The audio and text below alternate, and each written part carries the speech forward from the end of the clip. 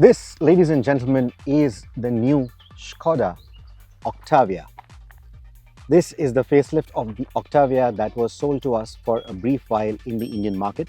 So what you get on this is these new headlights. So that is the new DRL signature. You can see that shape right there. So those are the new headlights. You can see the Škoda crystal lighting written in that. And then you get the slightly different treatment that is given to the grille. You look at the mesh down below, you realize that there are some new design elements there as well. Now in terms of the wheel designs, again, some juicy options, some interesting options to choose from. And the sport line is the one that we are looking at the moment. So you also get these nice black accents, again something that we've seen with the Superb, for example.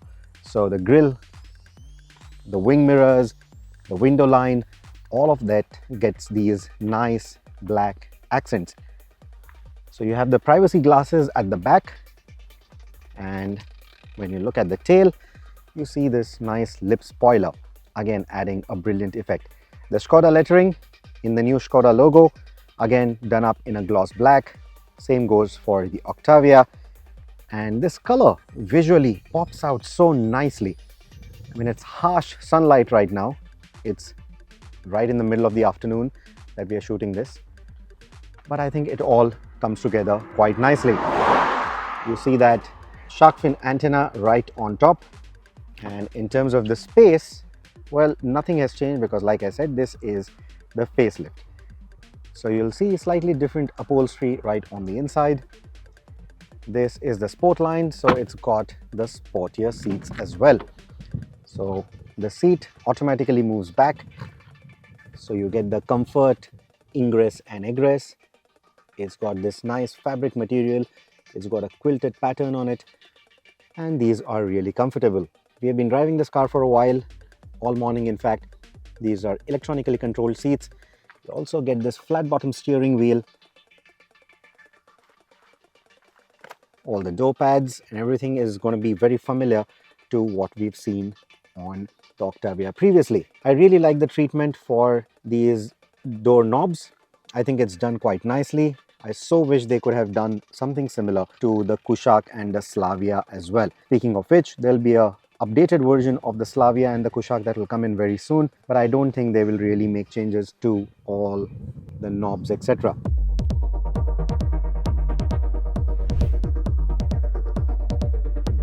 The push button starter is right below the steering. The moment you start the car, the seats are again going to come back to their original position, whatever you have set. There's memory seating as well. What you get is a fully digital cluster. You get the temperature gauge and the fuel gauge on either ends of it. There's this new screen with a very easy to use layout. So you've got this tile layout. It gives you the range here. It tells you which phone is connected, either CarPlay or Bluetooth. You get the inbuilt navigation right here. If your CarPlay is connected, you're still going to get this inbuilt navigation. You don't get the CarPlay or the Google Maps over here. Now in terms of the menus, like I said, it's got a tile layout. It's got a very easy to use layout in that sense, and you've got multiple screens as well to choose from. You'll also see that there are a few ADAS functions on offer, but we'll not get too much into the details of it. The instrumentation, the layout, that's primarily what you need to look at. You get your AC controls right at the bottom. They have buttons as well for certain other modes, for certain other things. So here you can set your interior monitoring, your start stop, traction control. So all the vehicle settings are going to be from here. This is the mode selector. So this is going to give you the different driving modes. You have eco, normal, sport and individual. Let's go into individual. Long pressing isn't helping. You can also go full screen, and then you can go into configure. So within the individual modes, you can configure the driving dynamics, the feel of the steering, the drivetrain. How do you want the drivetrain to be? Do you want it sporty? Do you want it normal? Do you want to run in eco mode? Then you have the adaptive cruise control. You have settings for that as well. Do you want it to be on the sportier side so that it doesn't become too intrusive, or do you want it to run in a more eco fashion where it will very slowly accelerate, very slowly decelerate and all of that to maximize your fuel economy? Then you have the light assistance as well. That's for your lights. I don't know how, light assistance can be a part of a driving mode, but anyway, we have that. And you have the air conditioning as well, which again you can set it to eco, which means it will run in a more conservative manner to maximize fuel efficiency. For the drive, of course, you have sport, normal and eco. For steering, you have the normal or the sport, and in sport it's going to weigh up quite nicely. Similar thing goes for the driving dynamics. You can either have normal or sport. So if you have adaptive suspension on it, it is going to make changes to that as well. So that is going to be your driving modes. Then this is your cameras. It doesn't get 360-degree camera on this particular car, but I'm sure that option would be there. Then you have a camera cleaner as well. You just saw that, water being sprayed on the camera. And then you have a wide angle view if you so need. These are going to be dynamic guidelines. And then you have parking sensors at the front and at the rear. And this is for locking and unlocking the car. This is for bringing up the climate menu, where you can make changes to the air conditioning, the flow of it, the fan speed, etc. You have heated seats on this particular model, and that's about it. That's what is primarily worth talking about. You also get 2 USB-C ports. You get a wireless charging. This is going to be your gear selector, right? And this is your parking brake, auto start stop, some space to keep your knickknacks, a cup holder right here, key holder right here, and of course some space in the tunnel console to keep your stuff. Now we have limited time with this car. We are going to quickly now take this for a spin, and let me talk a little bit more about how it drives. The engine under the hood is pretty interesting, something that we are familiar with. I've said this in the past. Škodas are usually bought by people who want that slightly sporty edge over the competition, someone who wants that slightly more premium feel. And in that scheme of things, the 1 liter, it's a good engine, but the 1.5 is just the better engine.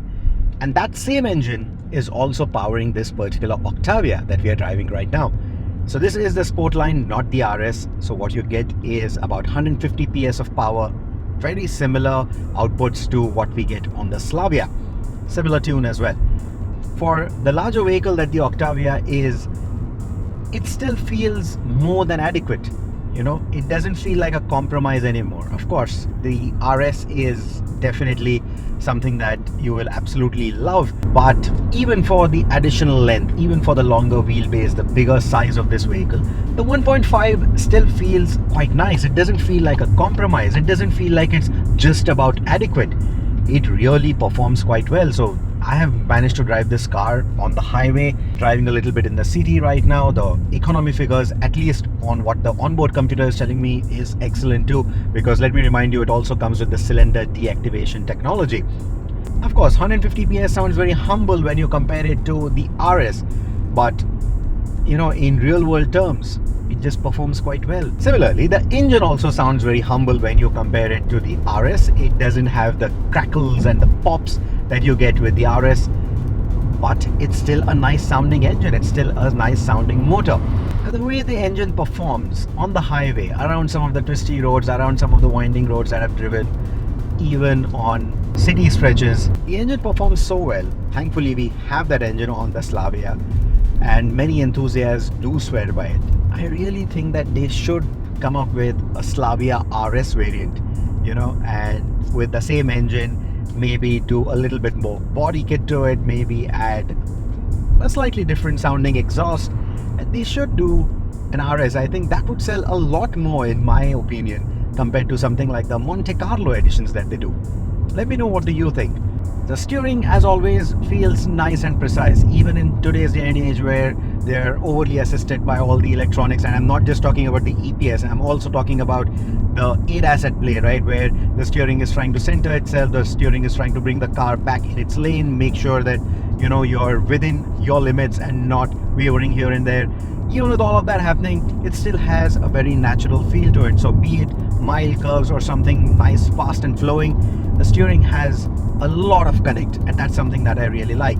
The visibility has always been great with the Octavia, even with a low riding sedan that it is, and that continues even with this model. I mean, it's just a facelift at the end of the day, right? So all that doesn't change. Ride quality has always had that firm edge, that typical European ride quality, and even on these roads where we are driving on the B roads, there are a few ruts, joints here and there, you can feel that firm edge. But it's something that I'm willing to live with for the charm of a premium sedan, for the charm of an Octavia.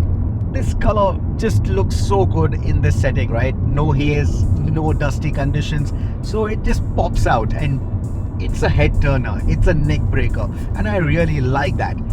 I don't know how well it will work in India if they decide to bring this color either on the Octavia or maybe on some other car, but I think they should definitely try it with the Slavia.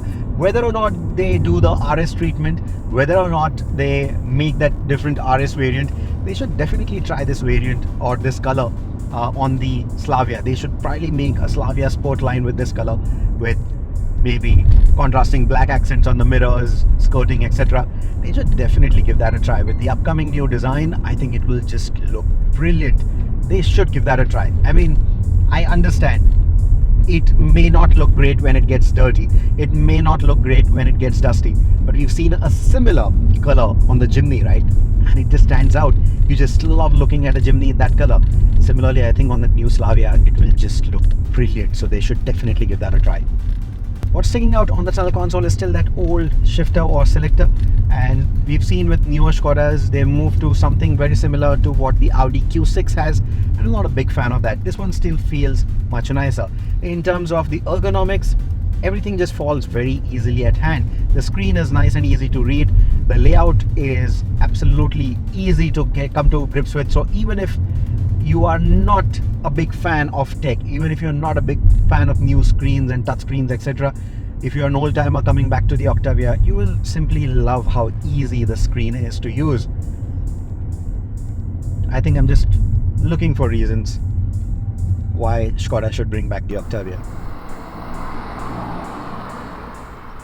And we've also had a chance to get a look at the new facelift versions of the Slavia and the Kushaq that will come, and that new Slavia just looks, they definitely do need to do the RS treatment on that. That would be something. But coming back to the Octavia just drives so well, right? I mean, when you drive the Slavia and then you also drive the Octavia, you know why the Octavia is what it is. You know why the Octavia is such a popular model for Škoda. It drives quite differently than the Slavia.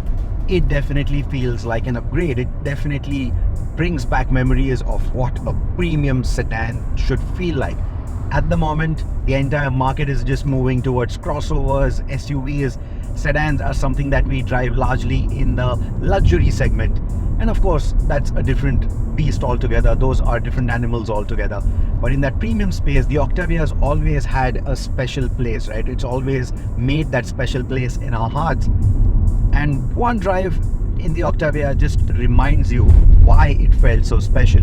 The handling, the dynamics, the ride quality, the way it goes around even neutral bends, tight bends, fast bends. You just know there is so much poise to the way the car drives, and that is what I really love about the Octavia. And that is something that I miss about driving an Octavia back home in India. And I know there are a lot of you out there who will resonate with that thought. We definitely need the Octavia back. Not having the Octavia in a Škoda showroom is like walking into a McDonald's and not having a cheeseburger there. I mean, you might go there for fried chicken or some other burgers or whatever, but the cheeseburger still needs to be on the menu. So even if Škoda doesn't find a lot of takers compared to, say, an SUV or a crossover, they still need to have an Octavia in the dealership.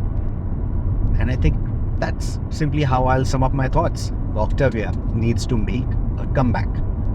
So if you agree with me, let me know in the comments below. If you disagree with me, still let me know in the comments below.